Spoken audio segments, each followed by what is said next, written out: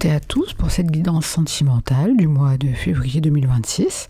J'espère que tout le monde se porte bien et que vous êtes toutes et tous prêts à recevoir les messages de vos guides pour ce mois, placés sous le signe de l'amour. Alors pour les personnes ne me connaissant pas, je ne suis Arwen de la chaîne Arcane Cosmique et on se retrouve donc aujourd'hui pour explorer les énergies qui vont traverser ton cœur durant les prochaines semaines. Alors bien entendu, il ne faut pas oublier que c'est une guidance générale, donc prends uniquement ce qui résonne avec ton histoire. Bien entendu, j'ai mis à disposition les timecodes dans la description afin d'accéder directement à ton signe. Et il y a également les références des jeux, en sachant que j'utilise prioritairement, bien entendu, un tarot. Pour cette fois-ci, ce sera le Gilded Tarot Royal. Et il y a 3 oracles. L'oracle du Sacré-Cœur de Dorine Gilbert, les anges de l'amour de Dorine Virtue et l'oracle coup de cœur d'Amandine Bouquet. Bien entendu, toutes les références sont en description.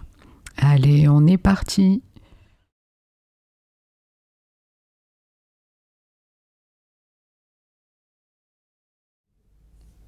Ami Scorpion, c'est à toi pour ton tirage sentimental et on commence par la première carte du tarot pour la leçon karmique.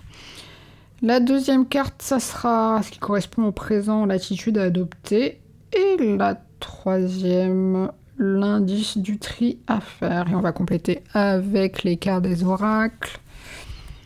L'oracle Sacré-Cœur, qui va compléter la première partie. Très bel oracle qui brille. De toute façon, j'ai pris 3 oracles qui brillent. Ensuite, les anges de l'amour pour la deuxième partie. Et 2 cartes de l'oracle coup de cœur. Eh ben, oula, ben, j'en aurai 3. Ok, ben, ça arrive des fois. Allez, on commence. Alors, le 2 de bâton, jalousie et rivalité. Ok. Donc, on commence par le passé. On va essayer de trouver les racines du problème que tu traverses, ami Scorpion. Donc, la leçon karmique. Alors, bien entendu, je vais un peu revenir sur la signification des différentes cartes des tarots pour que ça soit un minimum pédagogique. Au fur et à mesure, en fait, des tirages, des guidances, que ça soit les miennes ou d'autres, ça vous permet à tout et chacun de mieux comprendre la signification des cartes et de mieux vous approprier les tirages. Alors, le 2 de bâton, en fait, c'est une carte, ni plus ni moins, de planification. C'est une carte qui indique quelle direction on va choisir, quelle ambition on va avoir. En fait, c'est un personnage qui reste assez immobile, parce que c'est un personnage qui est en pleine réflexion sur son futur, tout simplement. Pour l'oracle Sacré-Cœur, par contre, on a la jalousie et la rivalité. Alors, clairement, c'est une carte qui évoque voire les sentiments d'insécurité. Ça évoque aussi la comparaison avec les autres. Ça parle aussi de la peur de perdre ce qu'on possède ou ce que l'on convoite. Alors si on fait la fusion des énergies, donc l'alliance du 2 de bâton et de la jalousie, en fait, ami Scorpion, je pense que ça signifie que tu es freiné, on pourrait dire dans ton expansion amoureuse, par certaines peurs. Il est possible que tu regardes l'avenir, à l'image du 2 de bâton,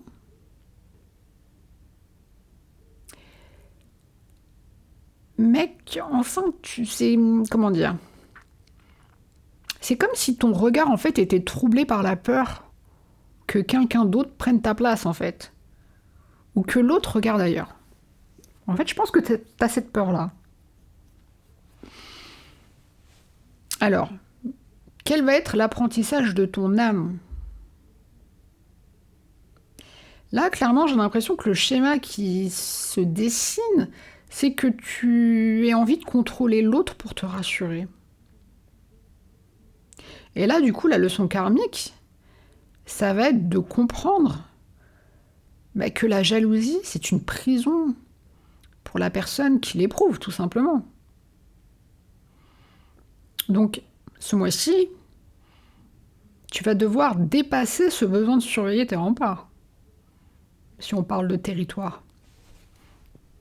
Et là, la leçon karmique, tu as forcément une dette à solder.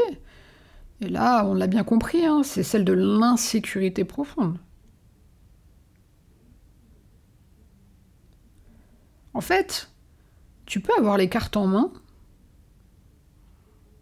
et dans ce cas-là, tu n'as plus besoin de craindre la concurrence. C'est ça qu'il faut que tu intègres. En fait, il faut que tu... Comment dire ? Il faut que tu arrêtes d'être méfiant. Il faut que tu aies une vision d'ensemble. Il faut que tu puisses prendre en compte un certain projet de vie. Et que ça n'inclut pas la restriction de liberté de l'autre, tout simplement. Bon, un petit warning, hein, quand même. Hein. Mais c'est intéressant. Allez, on va essayer de voir comment trouver l'attitude pour l'harmonie. Alors, tu as le chevalier de bâton et la codépendance. Ok. Donc là, on est dans le présent, on est dans l'attitude à adopter pour essayer de trouver l'harmonie. Donc le chevalier de bâton, c'est l'énergie de l'action. Le bâton, c'est toujours l'action. Il y a aussi, vu qu'on est dans le sentimental, la passion, l'impulsivité. En fait, c'est un chevalier, en l'occurrence, c'est un personnage qui fonce, qui séduit. C'est une carte de feu, hein, donc il apporte le feu irrésistible. Mais il faut faire attention, parfois c'est un feu qui est instable. La carte de la codépendance, elle prévient, en fait, que les dépendances, alors ça peut être des dépendances affectives, mais ça peut être d'autres types de dépendances. Donc elle prévient que ces dépendances-là, elles affectent ta vie amoureuse. Donc elle pointe du doigt tout simplement les liens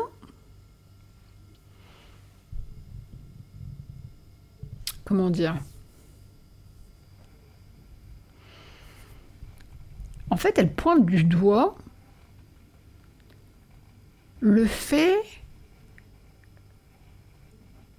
qu'il ne faut pas que tu oublies que l'autre n'est pas là pour combler un vide. Donc si on combine les deux cartes, d'une part, tu as le chevalier de bâton qui, lui, apporte une certaine intensité. Et par contre, il faut faire attention parce que justement, c'est ça qui peut nourrir ta codépendance.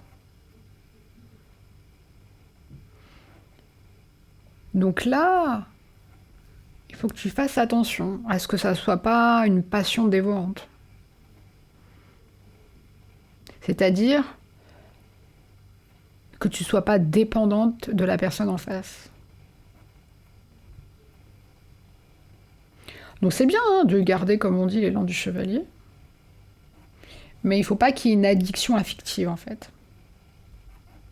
Alors comment tu peux canaliser ça ?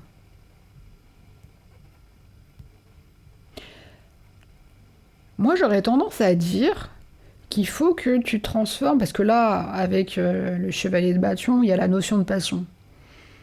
Mais en fait, cette passion, il ne faut pas qu'elle soit un besoin, en fait. Il faut qu'elle soit plutôt un partage. Il faut que tu nourrisses en fait l'échange avec l'autre. Alors tu as deux actions à mettre en place. Au niveau intérieur, je pense qu'il faut que tu identifies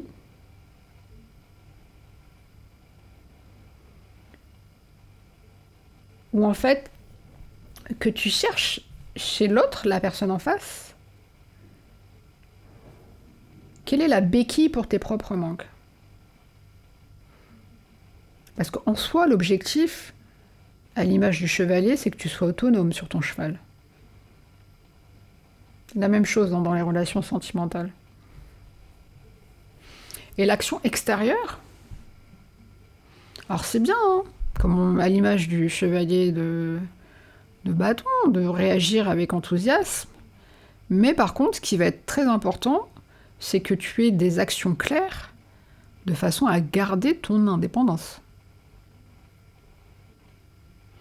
Donc l'harmonie, ça va être un subtil équilibre du fait que tu sois capable de vivre ta passion, mais sans qu'elle ne devienne une chaîne.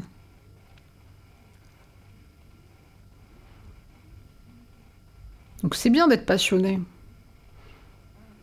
mais il va falloir que tu sois équilibré dans ta relation.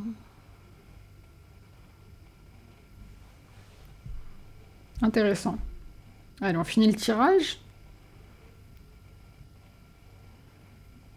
Bon, c'est beau, on a l'étoile. Alors, les 3 cartes. D'accord, l'amitié, le oui. Et le papillon. Ok. Alors là, on est dans la projection.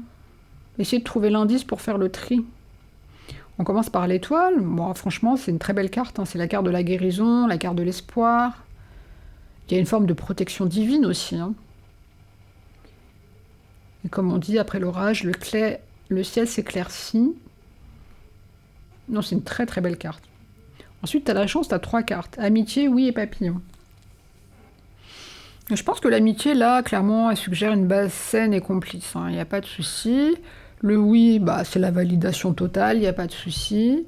Le papillon, tu auras compris, ça symbolise la métamorphose, en fait. Et aussi la légèreté.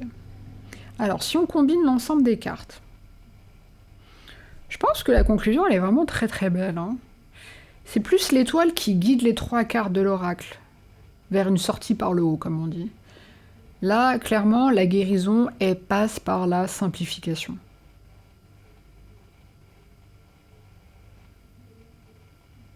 Moi, je pense que c'est beau. Ouais. Clairement, ce que j'analyse, j'étais en train d'y réfléchir, je pense que il y a quand même le message que la relation ne peut pas se transformer en amitié sincère et légère, à l'image de la carte amitié et papillon. Je pense que déjà, il y a le signal, avec la carte oui.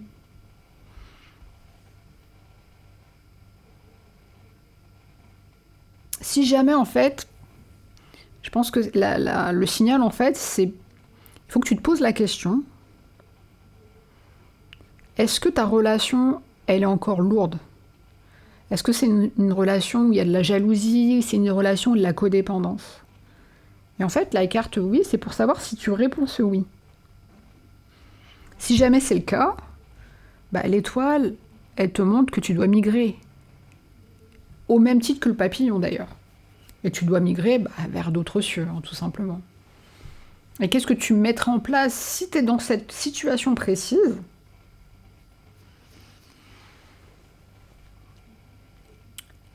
En fait, il va falloir que tu fasses le tri. Surtout si la relation, elle t'empêche de te sentir aussi légère qu'un papillon. Tu ne dois pas te sentir enchaîné, en fait, par l'autre. Ou par les autres. Donc réfléchis bien à si tu as répondu à la question par oui. Parce que l'amour, ça ne doit pas être un combat. Et clairement, là, en tout cas, dans cette situation-là, avec ces cartes-là, on te dit clairement que tu ne peux pas être ami avec tes partenaires. Si c'est une relation sentimentale, amoureuse, bien entendu. Et là, ça voudrait dire que la métamorphose, elle doit se faire ailleurs. Et comme on dit, fais confiance à ta bonne étoile et envole-toi. C'est très beau. Là, ça parle d'une mue, en fait. Une mutation, une transformation.